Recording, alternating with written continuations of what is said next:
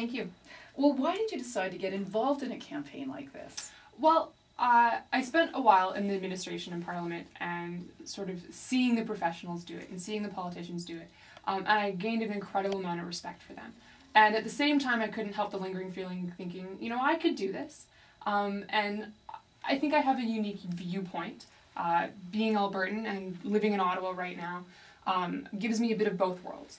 And I see that that's not something that there's a lot of right now. And at the very least, I wanted to find a platform to voice that and voice the views that come with being a Westerner and working in Ottawa. Mm-hmm. And when you look around at the events on Parliament Hill in the last few weeks, it makes you wonder why anybody would want that job. Has it deterred you at all? What's been going on? It hasn't. A large part of my platform is that Ottawa needs to do business differently. And I fully believe that. I think that our Parliament and our government is an amazing institution, but I think they've failed in a lot of ways. They failed at gaining the respect of the Canadian people. I think they failed at communicating the good work they do. And I think these last few weeks just prove my point that Ottawa needs to do business differently if it's going to continue to be relevant to Canadians. Mm-hmm. What are some of the ways in which you would like to do politics differently? Well, I have 3 reforms that I proposed in my platform. I mean, these are just 3 of many that I think we could undertake. The first is Senate reform. I know it's ambitious, and I know we've been talking about Senate reform since 1867, but I think it's incredibly important. The Senate does amazing work. But it's old-fashioned in how it selects its senators, in how it does its work, and in how it communicates that to the people. I think senators need to be elected. We need to eliminate the age limits, both minimum and maximum on senators. I don't think that there's any reason that somebody who's 32 or 28 or 18 couldn't make an amazing senator to represent parts of this country. So that's one thing. The second thing I think is that our MPs need to be accountable to the people who elect them as opposed to their parties. I believe in the party system. I think that the party system, you know, makes responsible government work. But at the same time, there's a problem when our members of Parliament are forced to vote a party line that's against what their constituents want. So I would propose reforms that would make MPs more accountable to their constituencies. Mm-hmm. And what kind of reforms are you talking about there? Well, I'm a public administration student, so there's a method in public administration that we call the Management Accountability Framework, that basically makes public service managers outline all the inputs for the year, which is so everything they take in, so their budgets, their administration, their employees. They have to then outline all their outputs. They then outline all their activities. So what they did with those inputs, so what they do for the year. And then their outputs, so what they accomplished by their activities. Mm-hmm. And finally, they have to outline their outcomes, which is the long-term goals they hope to accomplish. My reforms would see each member of Parliament have to produce this document and distribute it to their constituents. Members already produce newsletters, they already produce pamphlets for their party. Why not put a 2-page burden on their office that actually communicates what they're doing with what resources without any spin? It's a good idea, Amy, but what about the idea of recall? I mean, that was an idea that the old Reform Party had put forward. And I also think that that's something that could be explored. My goal on my platform was reforms that could be put in immediately, this one in particular, because I know Senate reform, which is a large part of my platform, is a long-term goal.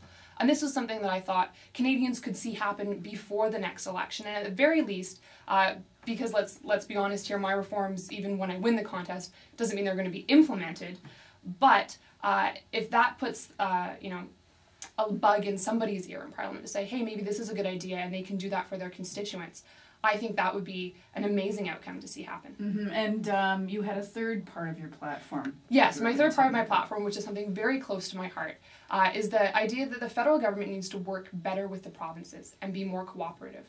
So I've suggested reform to make the First Ministers' Conference, which the Prime Ministers hold when they want, on the topics they want, and where they want, to be something that is actually organized and ran and implemented by the provinces.